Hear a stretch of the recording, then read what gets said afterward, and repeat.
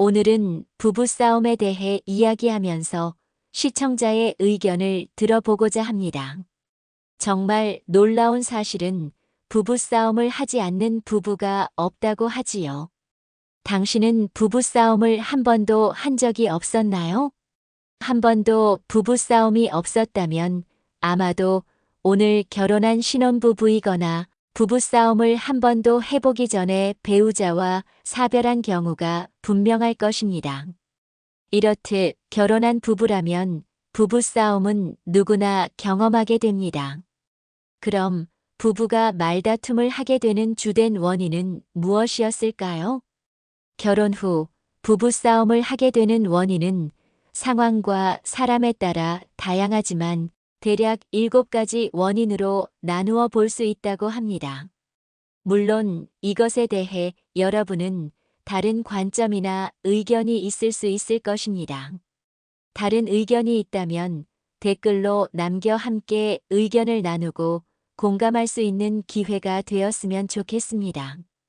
부부싸움을 하는 7가지 원인은 첫째, 부부 성격 차이입니다. 성격은 한 사람이 생각하고 느끼고 행동하는 방식의 일관된 패턴입니다. 결혼이라는 것은 서로 다른 인격체가 만나는 것이며 성격이 다른 사람들이 함께 살아가는 과정입니다. 연애 시절을 오래 보낸 부부라 하더라도 결혼 전에 배우자의 모든 성격을 완전하게 알기는 쉽지 않습니다. 그리고 설령 배우자의 성격을 잘 알고 있었다고 하더라도 특정 상황에서 배우자가 가진 철학과 가치관이 서로 맞지 않을 수 있습니다. 서로 다른 성격과 상이한 가치관으로 인해 충돌하는 상황이 발생합니다. 이로 인한 갈등이 부부싸움의 원인이 됩니다. 만약 결혼 생활 중에 나타나는 이런 차이를 어느 한쪽이 이해하지 못하면 갈등을 일으켜 부부 생활이 힘들어지는 원인이 되는 것입니다. 왜냐하면 결혼 생활하는 동안 이런 일이 빈번하게 된다면 앞으로도 계속해서 불행할 것이라고 자책할 수 있기 때문입니다. 이는 노년기 부부의 황혼 이혼이 많아지는 이유이기도 합니다. 많은 부부에게 이혼한 이유를 질문하면 성격 차이라고 하는 이유는 성격이라는 것은 마음 먹는다고 변할 수 없는 것이기 때문입니다. 그러므로 우리는 남녀 차이처럼 성격 차이를 당연하게 받아들여 이해하는 것이 부부 싸움을 줄이는 데 도움이 될 것입니다. 둘째, 생활 습관 차이입니다. 결혼한다는 것은 서로 다른 가정 환경, 문화, 종교, 경험 차이를 가진 남녀의 결합이라고 할 수 있습니다. 이것은 부부가 생활 습관이 다른 것은 당연하다는 의미입니다. 예를 들어 청결에 대한 관념 차이가 있을 수 있습니다. 남편은 매우 청결을 중요하게 생각하는 깔끔이인 반면 아내가 청결을 눈에 거슬리지 않으면 상관없다는 털털이라면 어떨까요? 결혼 전에는 사소하여 별로 중요하지 않다고 생각한 청결에 대한 습관 차이가 부부 갈등의 원인이 되어 사내 못 사내 하는 싸움으로 발전합니다. 또한 시간 관념에서도 10분 먼저 기다리는 남편과 10분은 늦어도 상관없다는 아내와의 시간 약속이 다툼으로 번지는 경우도 있습니다. 결혼 생활에서 드러난 습관 차이가 결혼 전에는 사랑에 눈멀어 안 보이다가 결혼 후에 알게 되어 다투는 경우가 많아집니다. 이로 인해 예상하지 못한 갈등이 생기게 되는 것입니다. 결혼은 남녀의 결합이며 다른 습관을 가진 두 사람이 만나 함께 살아가는 과정입니다. 이럴 때는 먼저 자신의 습관은 괜찮고 상대의 습관은 좋지 않다는 생각으로 그런 것이 아닌지를 우선 생각해 봐야 합니다. 열린 마음으로 대화를 통해 서로에게 불편한 습관들을 함께 고쳐 나가는 것이 부부싸움을 줄이는 데 도움이 될 것입니다. 부부는 닮는다고 하지 않습니까? 습관도 그렇고 늙으면서 얼굴도 닮는다고 말합니다. 다른 환경에서 성장한 배우자에 대한 이해는 행복한 결혼 생활을 하는데 필요 조건입니다. 셋째, 소통 공감 부족입니다. 결혼 생활은 서로 함께 사는 것이 행복할 것이라는 환상과 기대감을 갖고 시작합니다. 소수의 부부는 남다른 결혼 이유가 있겠지만 대다수는 이것에 동의할 것입니다. 그런데 결혼 생활은 현실이기에 언제까지 배우자를 배려하면서 살아갈 수는 없습니다. 성별, 성격, 신념, 성장 환경, 생활 습관 등이 서로 다른 점을 서로 인정하고 대화하는 것이 필요합니다. 열린 마음으로 대화하여 소통을 한다면 함께 공감대를 이끌어낼 수 있습니다. 대화하지 않고 참고 사는 것이 최선이 아닙니다. 대화를 통해 문제없이 해결될 것을 말하지 않고 인내한다면 참아야 하는 배우자는 불만과 감정이 쌓이게 될 것입니다. 부부가 느끼는 감정을 솔직하게 이야기하고 이해하고 공감한다면 불편한 감정을 해소할 수 있습니다. 부부가 상대에게 느낀 감정을 진솔하게 드러낸다면 배우자가 불안감, 불신, 화내는 이유를 알게 될 것입니다. 이것은 부부가 갈등 문제를 올바르게 해결하는 과정이며 이것은 기회가 됩니다. 그리고 소통과 공감은 행복한 결혼을 가능케 하는 바탕이 될 것입니다. 인간은 사회적인 동물이고 감정을 가진 동물이기도 합니다. 부부가 서로의 감정을 이해하고 필요할 때 언제나 열린 마음으로 대화할 수 있다면 부부 싸움은 줄어들 것입니다. 넷째, 자녀 양육 갈등입니다. 최근에는 결혼하고도 자녀를 갖지 않는 가정이 많은 시대입니다. 그러나 자녀를 낳고 키우는 보편적인 결혼 가정에서는 자녀를 키우는데 의견 충돌이 많습니다. 과거처럼 많은 자녀를 낳기보다는 한두 명의 자녀를 키우다 보니 더욱더 자녀 교육에 신경을 씁니다. 환경적으로 다자녀보다 소수 자녀를 키우는 가정에서 자녀 교육에 대한 기대와 갈등이 큽니다. 그리고 자녀에게 기대하는 것이 많은 부모일수록 자녀 교육에 관심이 많고 기대가 크기 때문에 자녀 교육에 대한 갈등이 큽니다. 남편은 자녀를 의사로 키우길 원하지만 아내는 운동선수나 연예인으로 키우길 원하는 것으로 인해 다툼이 되기도 합니다. 자녀 양육의 본질은 자녀가 행복하게 그들이 원하는 삶을 살아가는 것이라는 점에 동의해야 하지 않나요? 어릴 때 대다수 부모는 자기 자녀는 귀엽고 사랑스럽고 천재성을 가졌다고 착각하여 최고의 교육, 최선의 기회를 제공하고자 노력합니다. 그런데 부모의 지나친 교육열로 자녀에게 스트레스를 주지 않는 것이 중요하다고 전문가들은 이야기합니다. 그리고 우리나라 부모는 자식의 미래에 대한 지나친 기대와 걱정이 문제가 되기도 합니다. 아이러니한 점은 자녀를 위한다면서 자녀 교육의 관점 및 방식에 의견 차이로 자주 부부싸움을 하여 정서적으로 자녀를 불안하게 합니다. 이는 자녀에 대한 걱정 때문이겠지만 자녀를 무슨 부모가 맘대로 할 수 있는 것처럼 대하는 것이 더욱 큰 문제입니다. 자녀 교육과 양육의 견해 차이는 자녀가 스스로 미래를 결정하는데 도움을 주는 역할까지가 적절하지 않을까요? 다섯째, 배우자의 외도입니다. 배우자의 외도와 불륜은 부부 관계를 파괴하는 가장 큰 원인 중 하나입니다. 이러한 이유로 시작된 부부싸움은 대부분 이혼으로 연결되는 경우가 많습니다.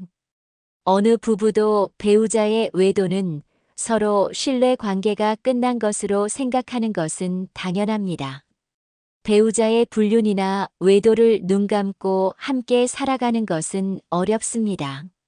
특히 불륜의 경우에는 배우자가 용서했다고 마음의 상처가 없어지지 않기 때문에 행복한 과거 상태로 되돌아가는 것은 쉽지 않습니다. 이러한 상황에서는 누구라도 마음의 주홍글씨처럼 남아서 오랫동안 마음을 괴롭히는 큰 상처로 상흔이 남기 때문입니다. 외도에 대한 과거 상처는 부부 관계에서는 추억이 아니라 고통스럽게 되살아나는 기억으로 지우기 매우 어렵습니다. 인간은 기억은 자신이 원한다고 완전히 지울 수 없는 존재이기 때문입니다. 남녀의 결혼 관계는 신뢰가 무너지면 회복하기 정말 어렵습니다. 왜냐하면 상호 불편한 관계를 계속적으로 유지하면서 부부가 얼굴 보고 살아야 하기에 해결이 쉽지 않습니다. 이것은 나중에 의처증과 의부증을 가져오기도 합니다. 당신은 어떻게 생각하나요? 부부 싸움에서 끝날 문제가 아닐 수도 있습니다. 불륜과 외도는 생활 형편이 좋아질수록 기억이 되살아나게 되는 경우가 흔하기 때문에 가장 나쁜 원인입니다. 여섯째, 경제적인 문제입니다. 우리는 자본주의 사회에 살고 있으며 돈은 생존과 직결된 것입니다. 요즘 결혼 생활에서 돈 문제는 부부 갈등의 큰 원인 중 하나가 되었습니다. 왜냐하면 아파트 주거비와 결혼 후 자녀 양육의 생각보다 많은 교육비 등 돈이 많이 필요합니다. 교육비를 이유로 결혼하고도 자녀를 갖지 않는 부부들도 많은 실정입니다. 경제적인 문제로 인해 자주 다투는 이유는 현재 직장에서 돈벌이가 시원찮거나 수익 대비 많은 지출 때문입니다.